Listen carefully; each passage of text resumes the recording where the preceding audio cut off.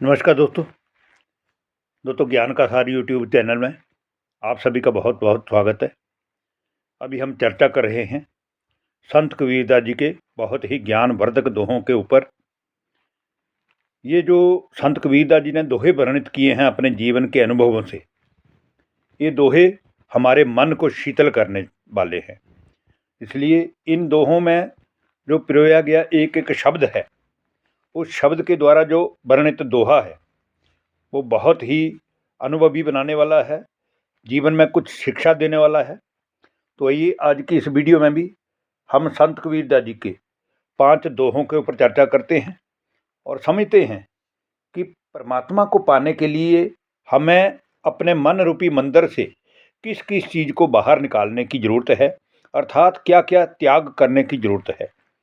तो संत कबीरदास जी की इस वीडियो का जो पहला दोहा है, उस दोहे में संत कबीरदास जी कह रहे हैं कि तन का बैरी कोई नहीं जो मन शीतल होए।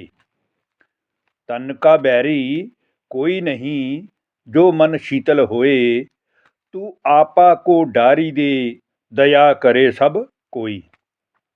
अर्थात संत कबीरदास जी मनुष्य को जागृत करते हुए कहते हैं कि इस संसार में, पूरे संसार में कहीं भी कोई भी मनुष्य आपका शत्रु नहीं है, क्योंकि यदि अपना मन शांत है और शीतल है, अर्थात जब तुम स्वयं ही राग द्वेष ईर्ष्या नफरत बैर भाव आदि इन द्वंद्वों से दूर रहोगे, तो फिर तुम्हारा संसार में कोई शत्रु कैसे हो सकता है।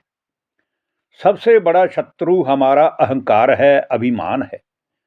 अगर अपने अहंकार रूपी शत्रु को दूर करके, इसके ऊपर विजय प्राप्त करके हम सहज स्वभावी सरल स्वभावी हो जाएं, तो फिर सारा ही संसार हमसे प्रेम करेगा, कोई भी हमसे नफरत नहीं करेगा, कोई भी संसार में हमारा शत्रु नहीं दिखेगा। अब संत कबीरदास जी का दूसरा दोहा, जिसमें वो कहते हैं, मन फाटै बायक बुरै मिटै सगाई साक। मन फाटै बायक बुरै मिटै सगाई साक, जैसे दूध तिवास को उल्टी हुआ सो आक।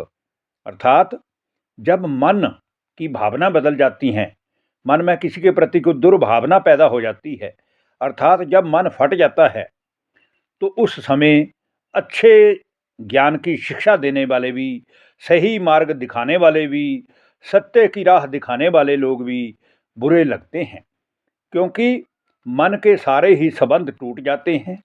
और जैसे दूध अगर फट जाए, बिगड़ जाए, तो वो आँख के दूध की तरह विषैला हो जाता है। इसी प्रकार जब मनुष्य का मन फट जाए, जब उसके मन में कोई दुर्भावना किसी के प्रति पैदा हो जाए, तो वैसी ही दशा फिर मन के फटने पर उस मनुष्य की हो जाती है। अब आज की वीडियो का तीसरा दोहा, जिसमें संत कबीरदास जी कह रहे हैं, सुख के संगी सवारथी दुख में है रहते दूर। सुख में संगी स्वार्थी और दुख में रहते दूर, कह कबीर परमारथी दुख सुख सदा हजूर।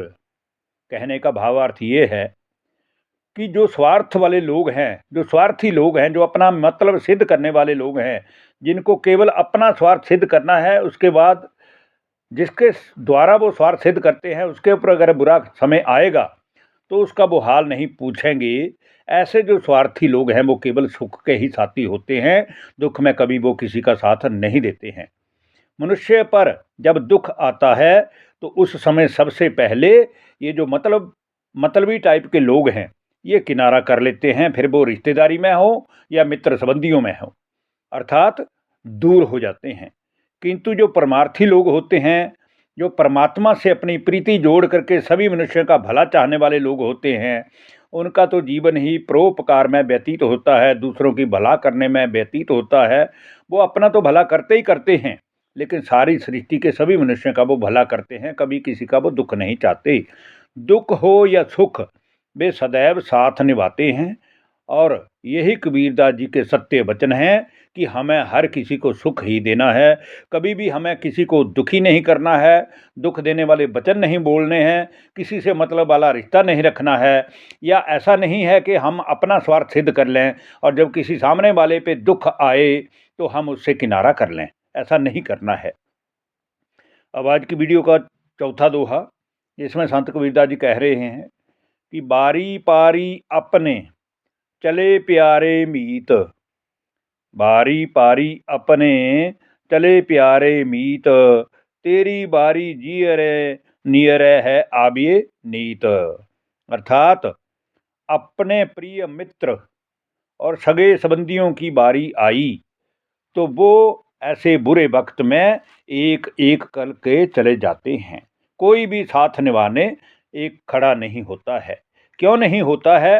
क्योंकि कहीं ना कहीं हमने भी उनसे किसी न किसी समय ऐसा ही रिश्ता निभाया होता है जिस करके सभी के सभी रिश्तेदार संबंधी हमें छोड़ करके चले जाते हैं। इसलिए हे जीव, हे मनुष्य, अब तेरी अपनी बारी भी निकट आ रही है, अतः तू सावधान हो जा। क्योंकि अगर श्रेष्ठ कर्म किए हैं, अगर अच्छे कर्म किए हैं, अगर जीवन में केवल नेकी ही की है तो वो तेरे साथ जाएगी। ये जितने भी रिश्तेदार, सगे संबंधी, मित्र हैं, पुत्र हैं, नर नारी हैं, ये एक भी साथ में तेरे जाने वाला नहीं है। इसलिए हमें हर कर्म करते हुए एक चीज़ याद रखना चाहिए कि अकेले ही हम इस संसार में आए हैं, अकेले ही इस संसार से, इस देह का त्याग करके चले जाएंगे। लेकिन पुनर्जन्म जो है उसका कारण हमारे किए हुए श्रेष्ठ कर्म होंगे। अगर अच्छे कर्म होंगे तो फिर हम अच्छे कुल में जन्म लेंगे, नहीं तो हम बार बार दुखी घराने में ही जन्म लेंगे और दुखी होते रहेंगे। अब आज की वीडियो का जो पांचवा दोहा, अंतिम दोहा है, उसमें भी संत कबीरदास जी कह रहे हैं कि पर्दे रहती पद्मनी करती कुल की कान, पर्दे रहती पद्मनी करती कुल की कान, घड़ी जो पहुंची काल की छोड़ गई मैदान। अर्थात जो सद्गुणों से संपन्न सुंदर स्त्री है वो जीवन भर मर्यादा का पालन करती रही। कहने का भावार्थ ये है कि जिसने पूरे जीवन में अपने जीवन को सद्गुणों से सजाया और कोई भी दुर्गुण पास में आने नहीं दिया, किंतु पर्दे के भीतर हमेशा ही वो पर्दे के भीतर रही, परंतु जब मृत्यु आई, मौत आई, तब वह पर्दा त्याग कर खुले मैदान में आ लेटी। अर्थात कितना भी हम बुरे कर्म करके अपने आप को छिपा लें, लेकिन हम छिप नहीं सकते। इसलिए हमें एक सुंदर स्त्री की तरह अपने कर्म भी श्रेष्ठ बनाने चाहिए, जिस करके हमारा जो अगला जीवन है वो भी श्रेष्ठ बने। और जब हमारी मृत्यु आए तो हम बिना किसी भय के, बिना किसी डर के खुले मैदान में उस ईश्वर की तरह, उस ईश्वर को अपने मन में बसाकर, उसकी याद अपने श्वासों में समाकर अगर प्राण त्यागेंगे तो हमारा जो अगला जीवन है वो भी सद्गुणों से संपन्न किसी न किसी ही संपन्न परिवार में होगा। इसलिए हमें हमेशा ही ध्यान रखना चाहिए कि हमारे से किसी भी प्रकार का कोई भी पाप कर्म ना हो, किसी का मन हमसे न दुखे। अगर हमारे से किसी का मन दुखता है तो तुरंत हमें आगे बढ़ करके क्षमा मांग लेनी चाहिए। धन्यवाद। नमस्कार दोस्तों।